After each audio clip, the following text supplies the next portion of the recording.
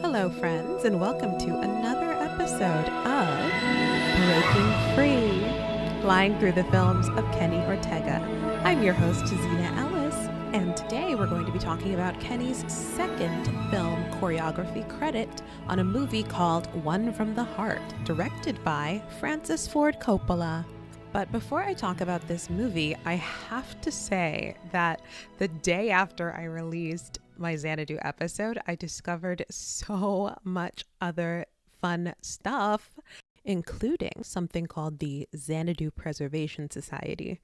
And so I feel like there may be a bonus episode somewhere in our future because, wow, there is so much to say about that movie. It's really incredible. So keep an eye out for that. But for now, here we are. Kenny has entered the world of film and he's unstoppable, man. He is now working with Francis Ford Coppola, who is like a big deal. And it's once again, a bit of a bummer that the film that we're talking about is not great. It's not great. There's a reason that you've probably never heard of it before. So let's get right into it.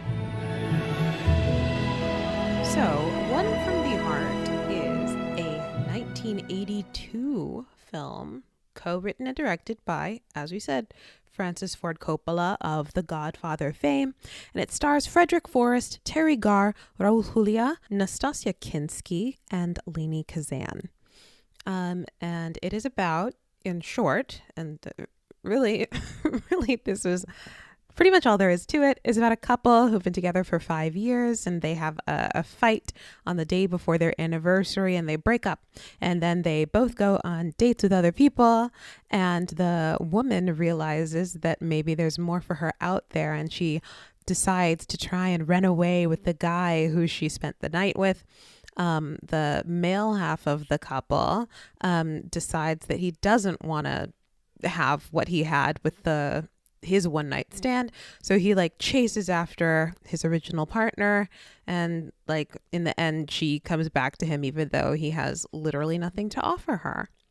But I will go into a bit more detail about the story after some little historical nuggets from my research. So, of course, Francis Ford Coppola is flying high at this point. He can do whatever he wants. He is the guy behind The Godfather.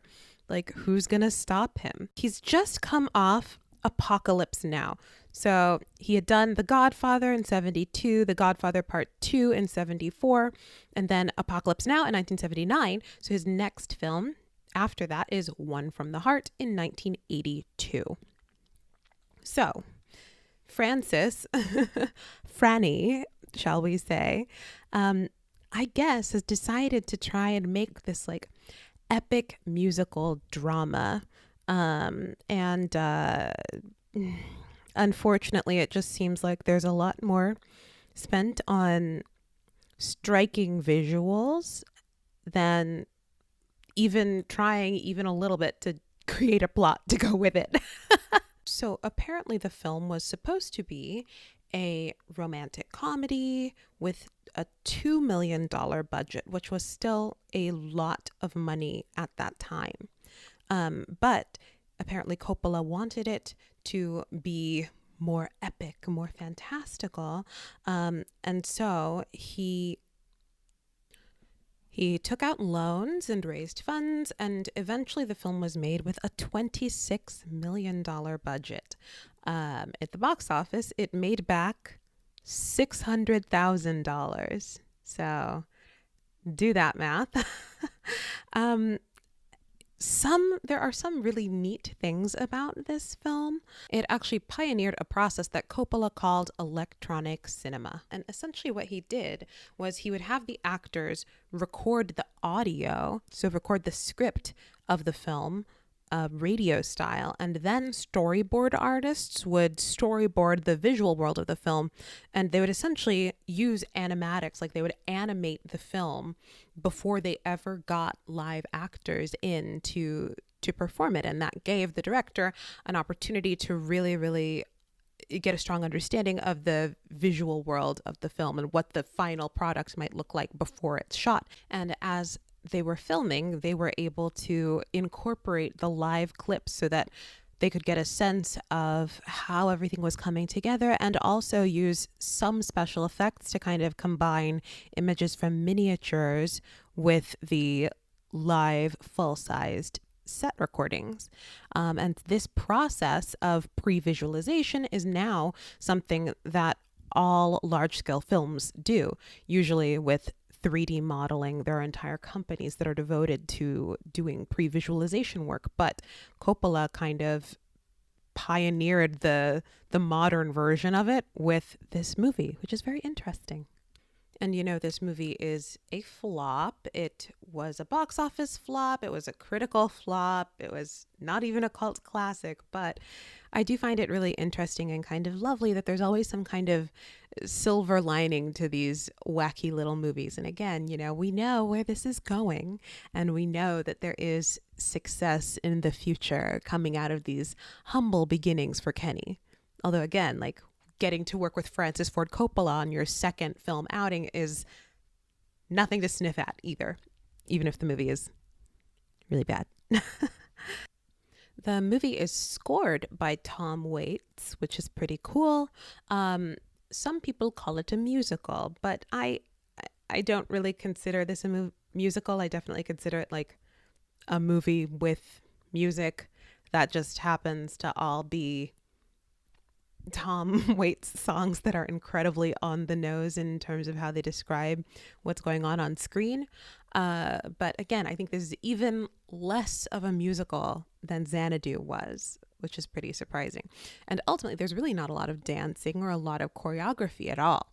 There are a lot of very, very striking visuals, which we'll talk a little bit about. But of course, I'm here to talk about Kenny. Something Kenny related that is also pretty neat about this film is that Gene Kelly was a choreography consultant on the film. Of course, if you listen to the Xanadu episode or your Xanadu trivia, you know that that's where Kenny and Gene Kelly met, and he kind of became Gene's protege. And now in this new movie, there is a kind of, again, classic old Hollywood dance sequence.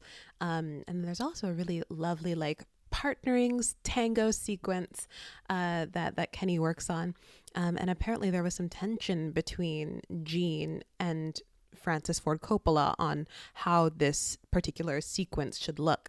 And I guess Francis Ford Coppola came out on top in the 80s when it was first released, but then when the film was remastered in 2003 for a DVD release, Gene Kelly's version won out. And so I believe that's the version that I saw when I watched it online. So Gene is still around. His fingerprints are still upon Kenny's work. And this seems like a pretty good time to get into the plot. What little plot there is, even less than Xanadu, if you can believe it. Let's discuss.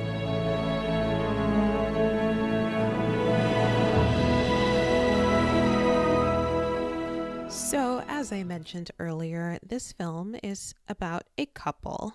They are two people living in Las Vegas. Their names are Hank and Franny. And Hank is a mechanic, and Franny is like a travel agent who dreams of seeing the world.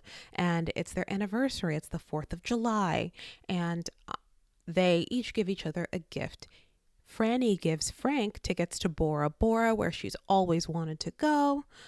She works in the window, making the window displays for the travel agency, which is, I guess, kind of another weird artistic job that maybe doesn't entirely exist anymore. Similarly to Sunny, she's kind of she has an artist's soul in a very particular way.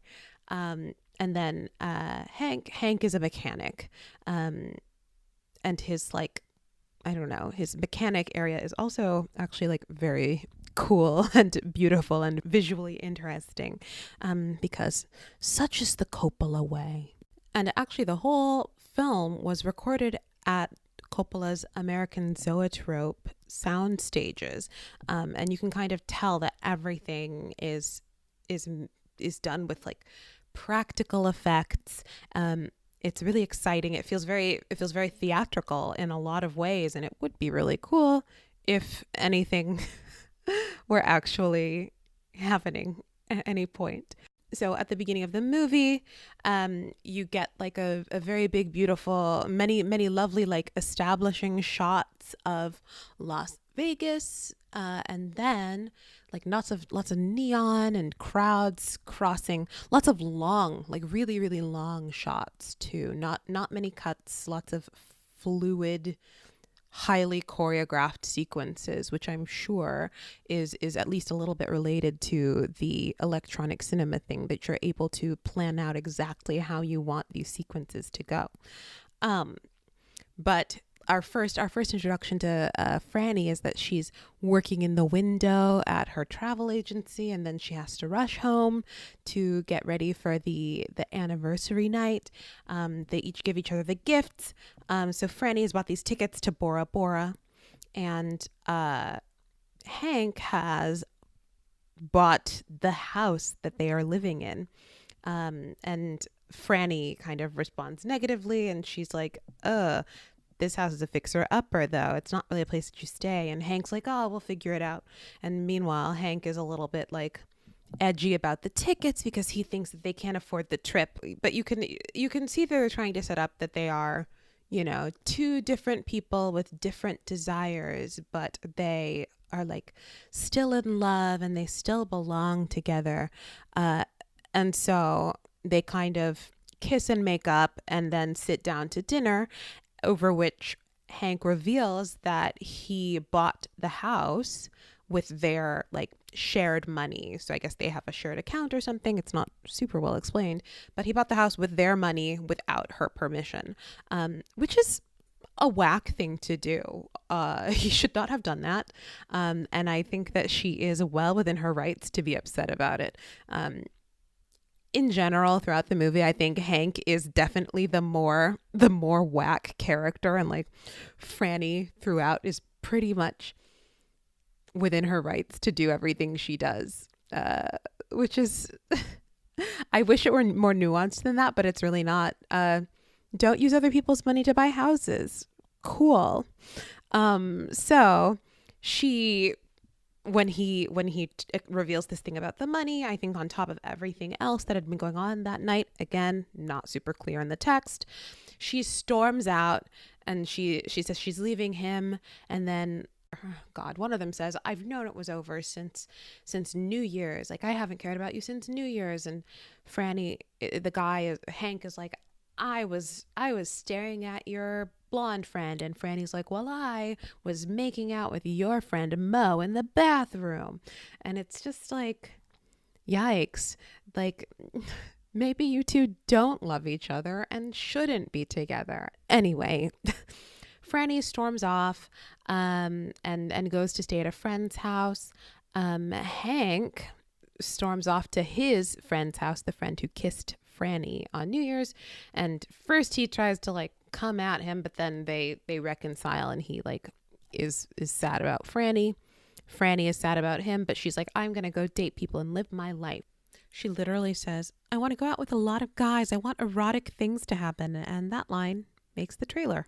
They go to work the following day, and then Franny is like working in the window, setting up display about Bora Bora, and this guy is looking in the window, and it's, again, like the cinematography is really neat. Like, you think that you are just seeing her in the window, but then like his reflection appears and you can see him like watching her, and they kind of have a conversation through the window, and the angle shifts and you can see the split screen, which is very interesting to look at. But nothing is happening. So this guy kind of comes onto her while she's at work, which is, in retrospect, pretty whack. But she's sort of into him, and she, even though she as I think about it again, she's like, oh, no, I shouldn't go out with him. And she's trying to walk away. He says he's a pianist and he plays at this club and that she should come and see him that night. And he gives her a matchbook with the address of the club where she should go. Meanwhile, Hank, the guy, and his friend are like, I don't even know, watching some maybe like circus street performer people or something. I don't know.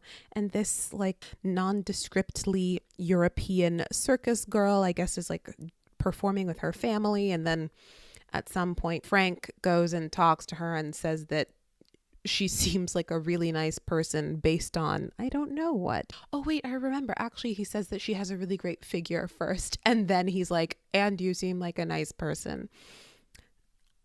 Can you tell that I don't love Hank as a character? He's not even cute. Anyway, she says, let's meet at this, I don't even know, this club or this corner or whatever that night. So suddenly our two main characters both have dates. They just broke up the other day and now they both have dates. And isn't that exciting?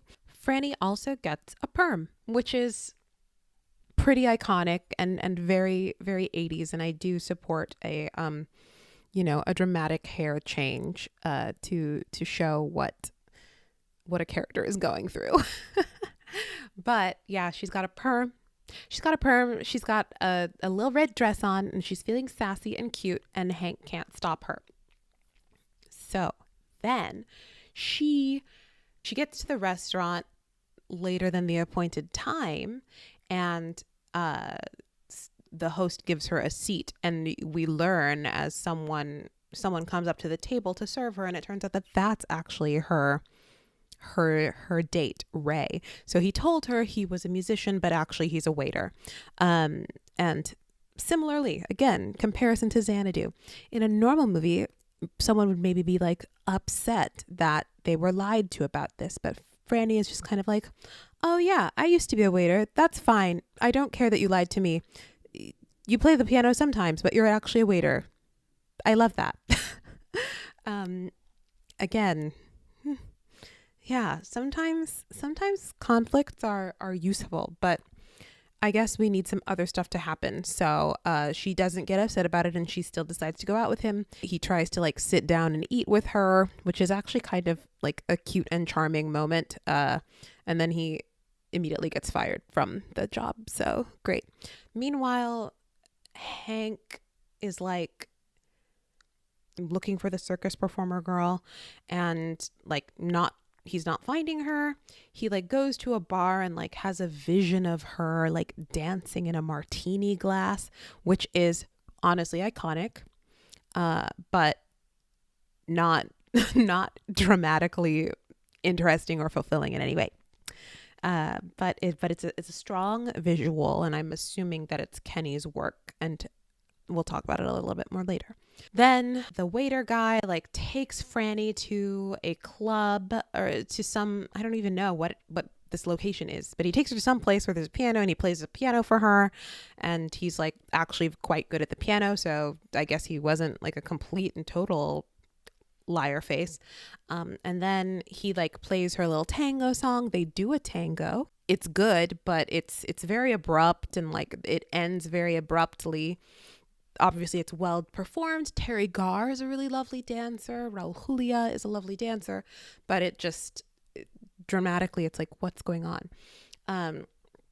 As they're tangoing, homeboy Hank is having another kind of fantasy sequence. He's like waiting under these huge lights, and again it's really striking visually. He's waiting under these huge like neon bulbs that create the face of a woman, and it like transforms into the face of the circus performer girl, and then she like sings to him, and many special effects happen, but actually she was never there.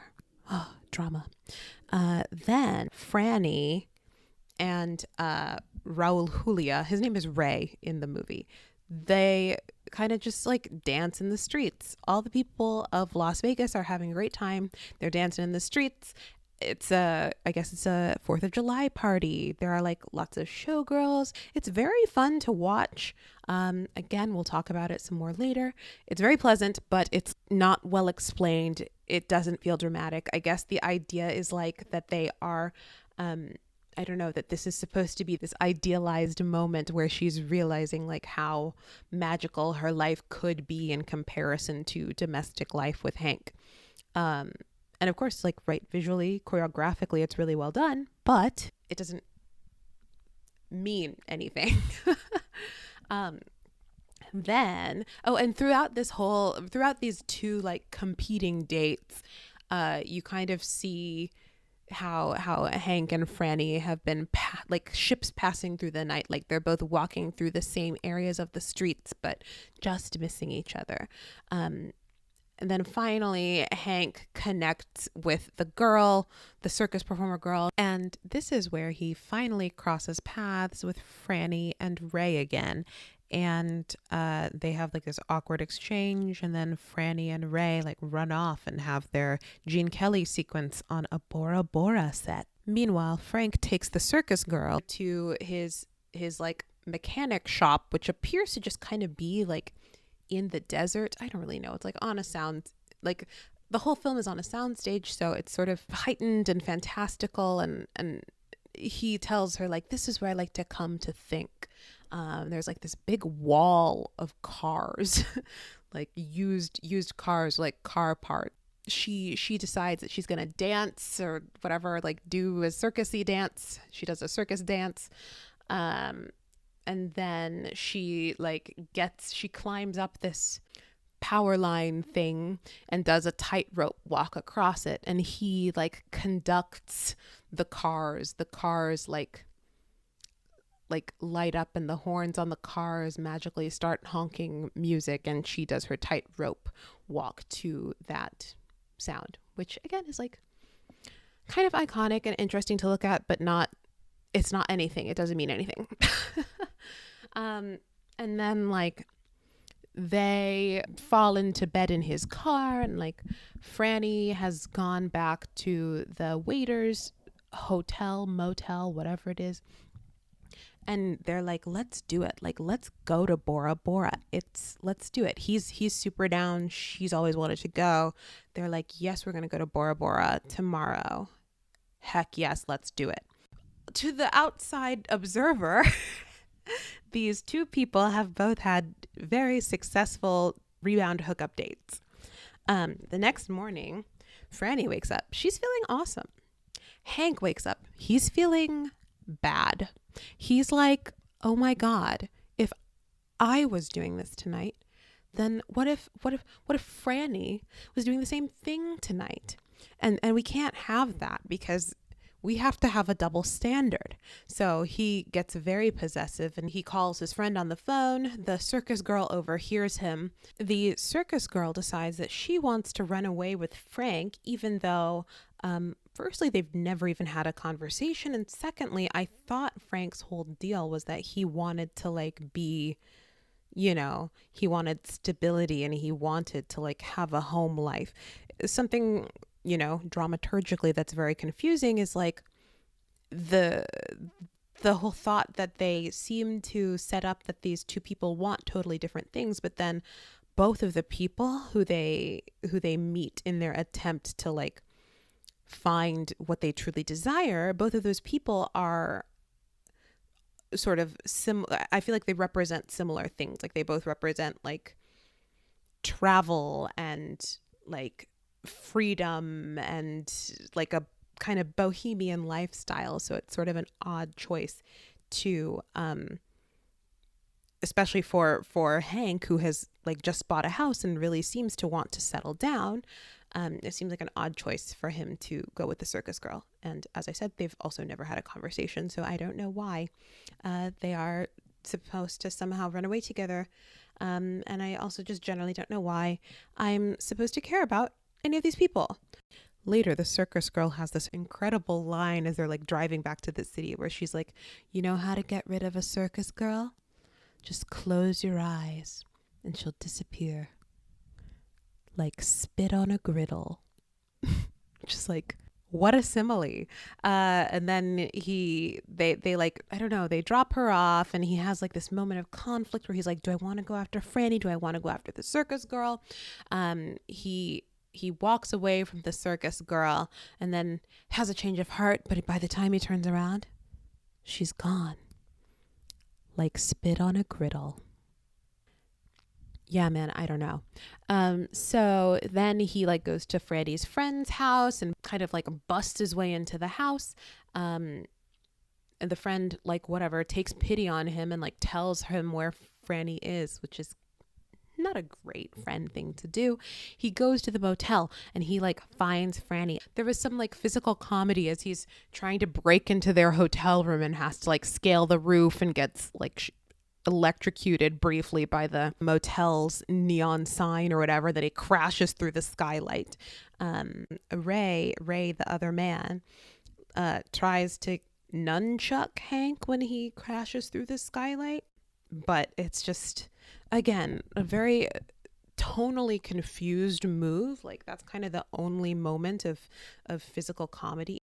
He then grabs her out of bed with this other man and throws her over his shoulder and like plops her into the car, like basically naked, and they drive down the highway. And she's like, I guess, I'm like, is this supposed to be funny? Because I'm kind of, I don't know, I'm kind of bummed out. So he's brought Franny back to the house with him. And finally she says like, hey man, like Ray is so much more romantic. He sings for me. And Hank literally goes, I can't sing, honey. And Franny finally is just like, no, dude, and drops the epic burn. We've been saying goodbye for years, honey. This time it's really goodbye. Bye, Hank.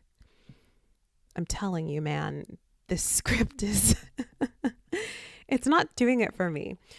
So she heads off. She goes to the airport. And yes, they really did like build a soundstage replica of the airport in Zoetrope Studios, which is very cool. If only the movie were better. Apparently they like used an actual like part of a crashed plane so that they could get the shot of the boarding area.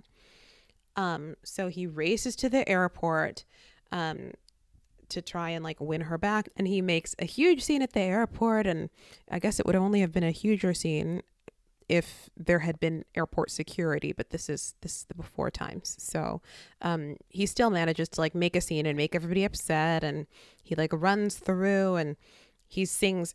He catches her on the jetway, and he tries to get her, and he says like, I'll sing for you. And he sings You Are My Sunshine really, really, really badly. And she's like, it's too late, dude. She gets on the plane. And I'm thinking, good for her. Like maybe she'll go to Bora Bora and have fun, and then she'll decide like what she truly wants out of life. Maybe she wants to come back to him, but at least she can like go on her trip and have a nice time. But anyway, he leaves the airport. It's raining into his convertible. He drives home. Everything is gray. He's about to burn her clothes. Like he's holding one of her like slips or something, and he's lighting a match and crying. And it's so dark. And then she like walks in the door and everything lights up because, again, it's on a soundstage and it feels very theatrical. And she comes back and she's like, I made a mistake. And then they cry and hug for like 3 straight minutes while this Tom Waits song plays in the background. And I have to wonder if she's ever going to get to go to Bora Bora. I want Franny to get to go to Bora Bora. I just think that it would have been fine. I mean, I guess it wouldn't have been fine because he might have like burnt her clothes, but it would have been fine if she'd been able to at least like go like get something that she wanted at some point in this film without getting like punished for it by the plot of the movie. Like, I don't know, I didn't intend to have like feminist opinions about this one, but it definitely feels a little bit like double standardsy, sex negative, that like it's totally fine for him to go out and hook up with someone else. But as soon as Franny does it, it's time to literally like manhandle her and like drag her out of the hotel. And like all the people from the hotel come out and watch, and then drive down the street with her and not even give her time to put on her own clothes. It's just, and then to ruin her vacation on top of all of that. I don't love it.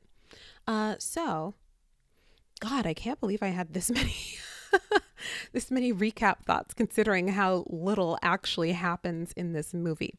So, of course, it is coming to be time to talk about Cupid, which I'm kind of bummed. This movie doesn't really deserve Cupid, but Kenny really did do some excellent work in this film, so we gotta show some respect to him at least. And that's what we're going to do after a word from our sponsors.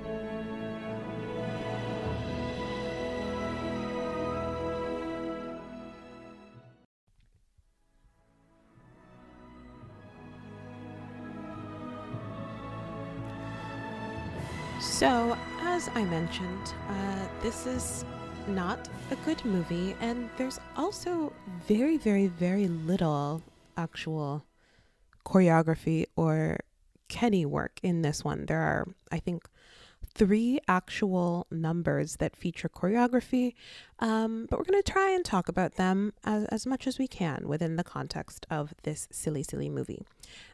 So, of course, we are discussing with the framework of Cupid, which, for those who may not recall from episode 1, the CUPWHD,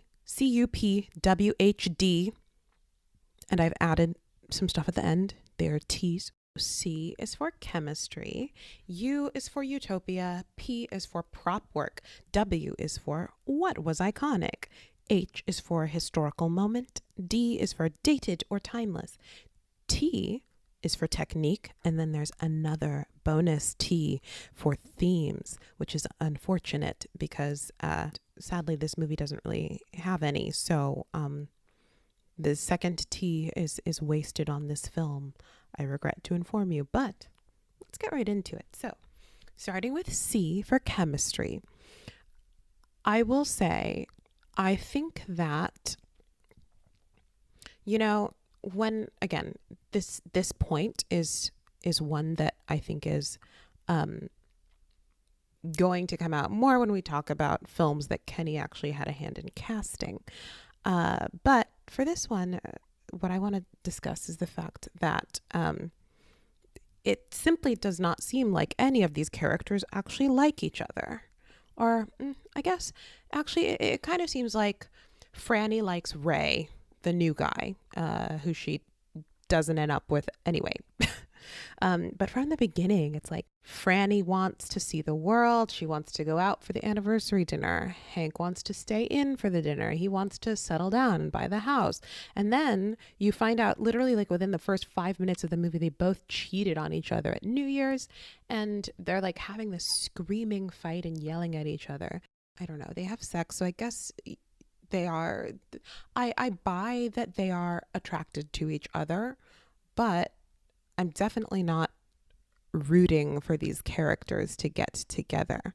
I think, the actors do a good job performing these characters and delivering these lines, but the lines are not very good. And again, they don't make us like the characters or root for them to be together, which you would think would be the whole point of a movie like this.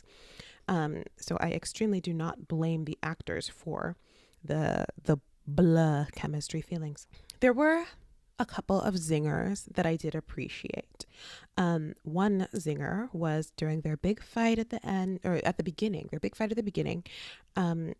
where Hank is coming at Franny and he's like, you keep thinking about paradise, but once you get there, it's going to be you and all your shit walking solo on the beach. And she says, not all my shit, because you won't be there. And I think that that's fierce. And honestly, that should have been the point of the movie, but it turned out not to be that.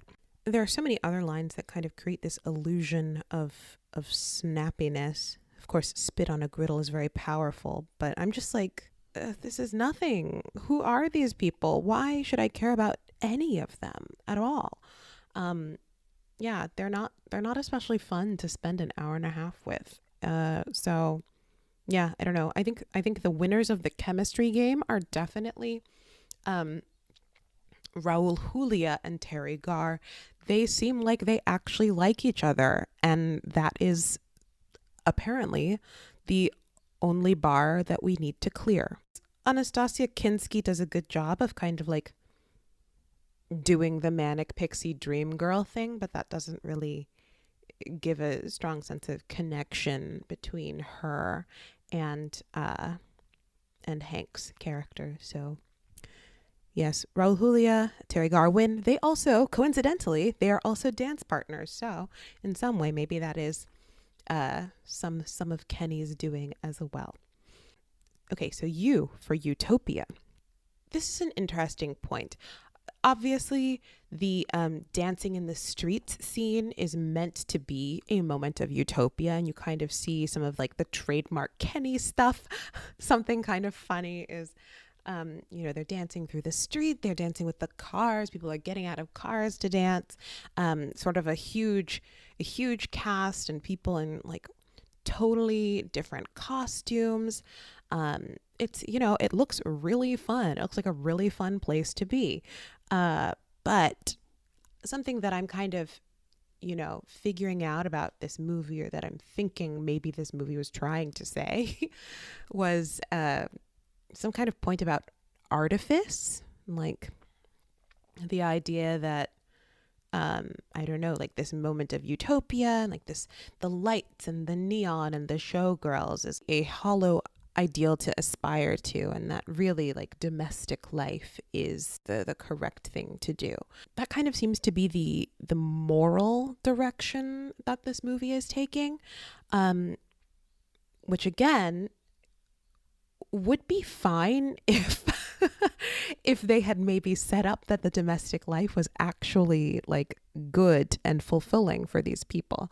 But as it stands, it just feels a little prescriptive, or like we're saying domestic life is good because we must. Like, I don't know. I thought the dancing in the street was extremely fun.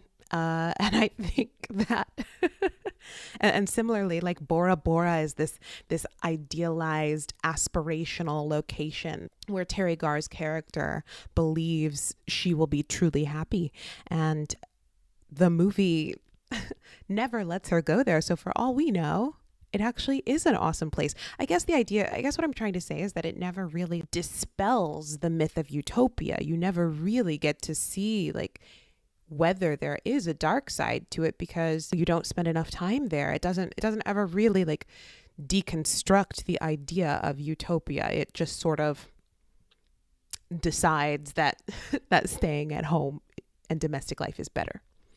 I don't know, maybe I'm reading way too much into this. Very possible that Francis Ford Coppola just wanted to make a movie that looks cool, and maybe that's the whole point, in which case he succeeded.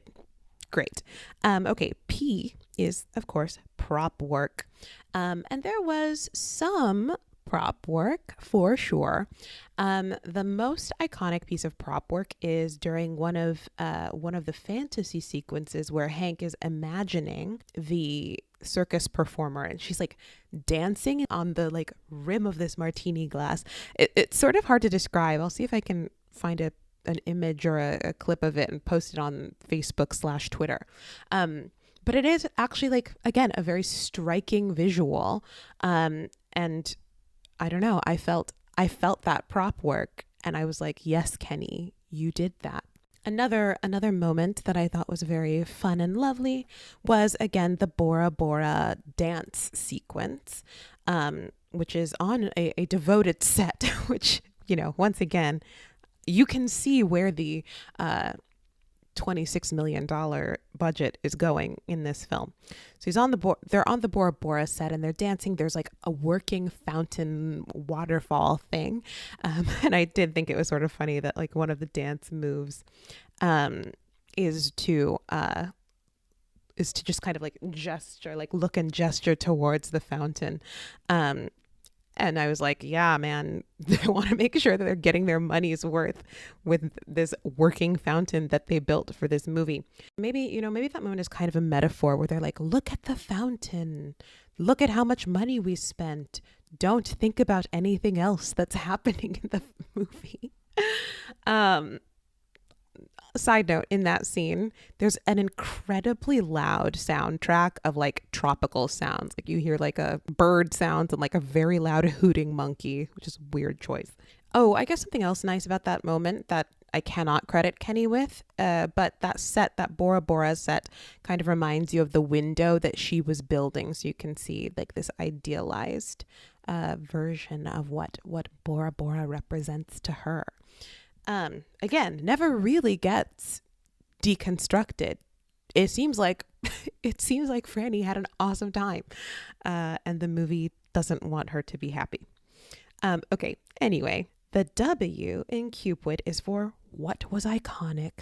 The sequences with the circus performer girl are really visually stunning and arresting. However, I don't think that's sufficient to like fix the chemistry up top. Basically, in the scenes where Raul Julia and Terry Garr are spending time with each other and talking about as much as anybody talks to anyone else in this movie, Hank is just like getting drunk and like imagining what it would be like to spend time with the circus performer girl, which I think is maybe another reason why their relationship feels much less fulfilling. But the fantasy sequence where like the big neon lights turn into her and he imagines these things, or imagines her kind of like whatever seducing him, is pretty interesting. And again, there's so much to look at. There's tons and tons of strong visuals. I think him conducting the cars while she walks the tightrope is also a really strong and exciting visual, and that's not really Kenny's work. Again, there were like 3 dance numbers, and all 3 of the dance numbers are very good. And I did actually, well, I'll get into this in technique, but I definitely recognized some of the tango moves from some of the like High School Musical, Julie and the Phantoms pieces. So it's very fun to think about the technique, the silent T of Cupid. If there's any reason to watch the movie outside of the musical numbers, it is if you are after striking visuals and really cool practical effects. There are a lot of scenes where maybe something is happening in the foreground, and then the lights shift, like there's a scrim behind the people acting in the foreground, and you realize that there's another set behind them that finally you can see after the lights come up. And so the people in the foreground are in shadow, the people in the background are in light.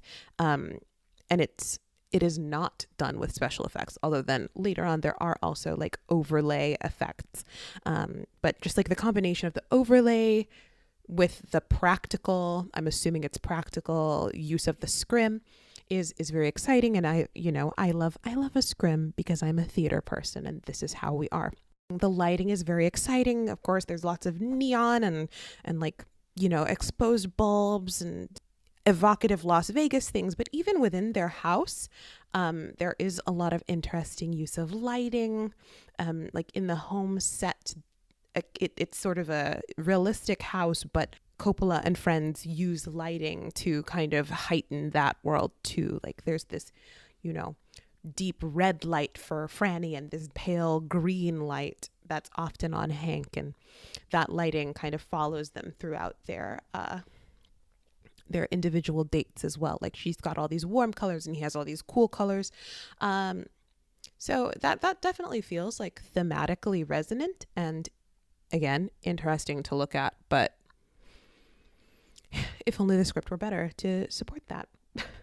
And yes, and a final iconic thing is Franny getting a perm because it's the 80s and drastic hair decisions are something that we all deal with. So yes, if you're going to watch the movie, just let the visuals wash over you, and of course let Kenny's numbers wash over you, and don't really pay attention. Nothing else will make you happy.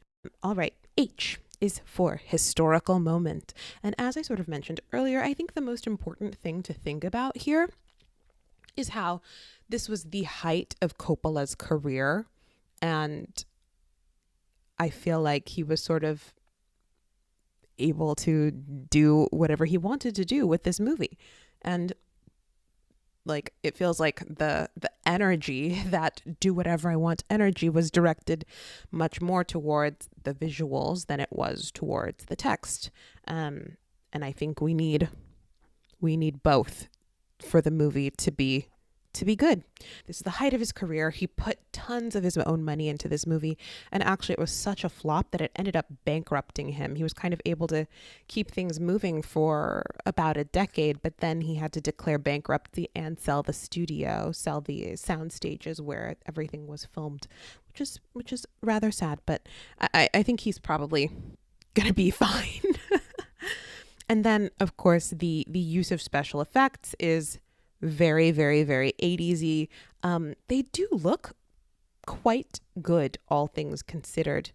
I mean, a lot of it is just like crossfades and use of lighting, and then some of these practical effects, but it looks good. It definitely, it looks of its time, but it doesn't look like uncomfortable sci-fi or anything. So I say props to them, and sorry the movie was bad. Try making a better script next time. For D, dated or timeless, I would say it is dated, and not in a particularly fun way. I would hope that if someone were trying to make, I don't know, like an epic romance that takes place over the course of 1 or 2 nights, they would perhaps give a bit more thought to, again, the script and what might make it feel, I guess, a bit more even-handed, like to show that disillusionment with these lives they thought they wanted, and to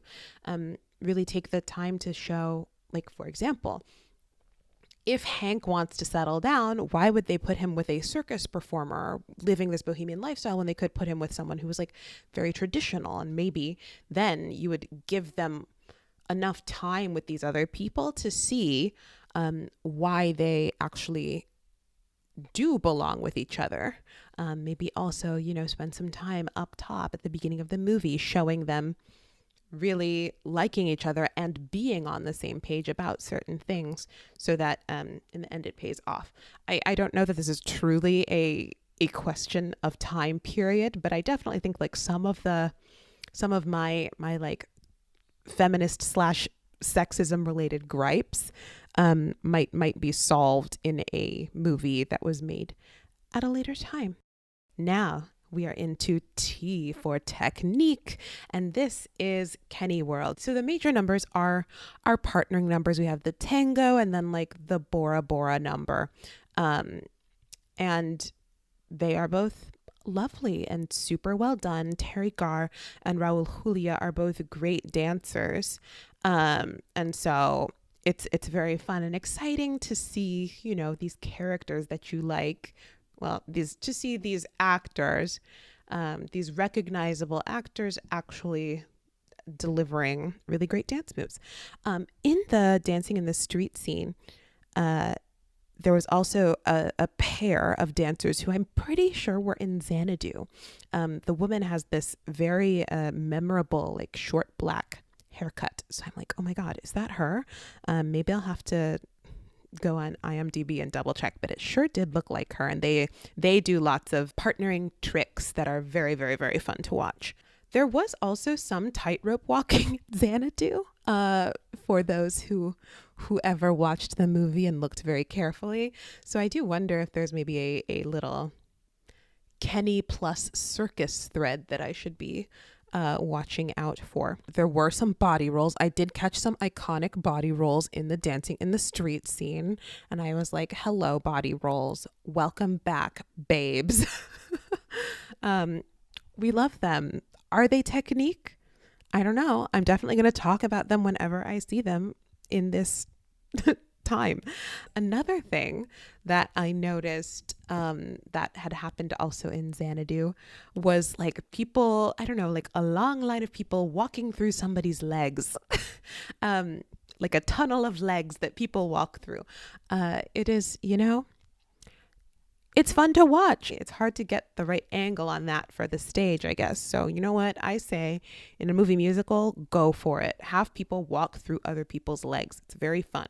The showgirls in this sequence are also great, and that you could tell like this. There's one featured showgirl, and she does like a high leg extension thing, and I was like, ah, yes, that's ballet training.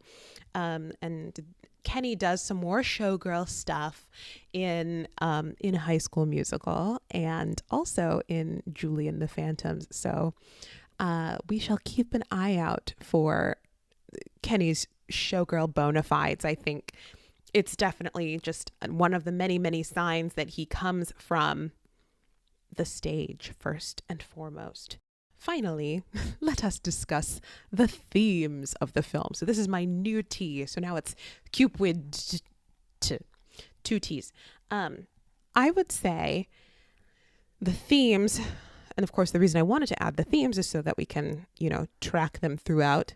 I don't really think Xanadu had themes, and I really don't think this one especially had themes either. I wrote down, is the theme stay with your partner even though you clearly want drastically different things and don't seem to actually like each other at all? Maybe. I do think they might have been trying to say something about America. Sort of unclear because the couple got together on the 4th of July.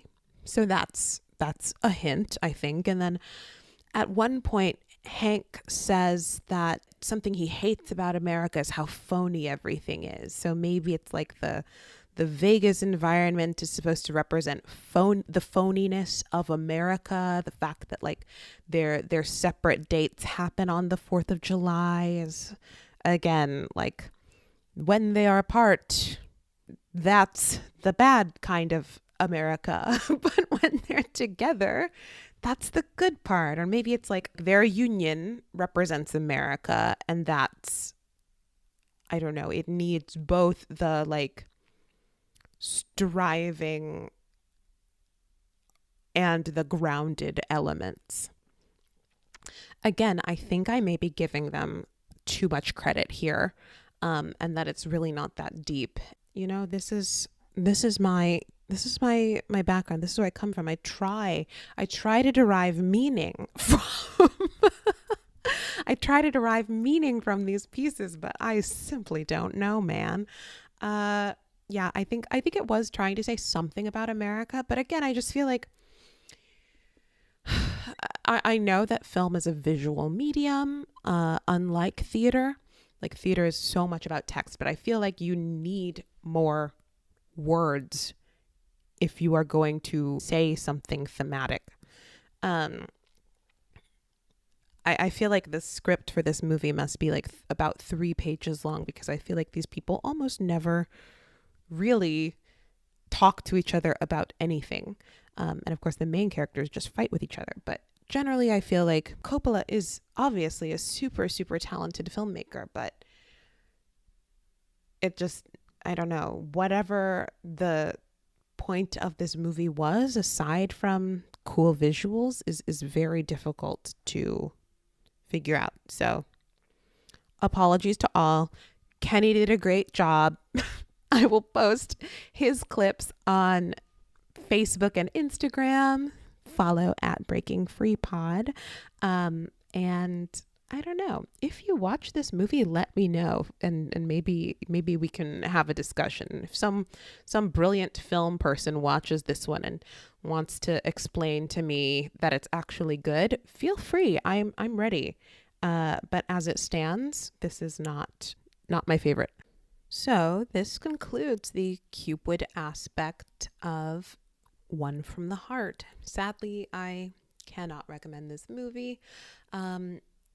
I guess you can watch it if you're, again, after some cool directing moments and some solid choreography from Kenny, but sadly, I must say that I can see why this film disappeared from the cultural imagination, like the proverbial spit on the proverbial griddle.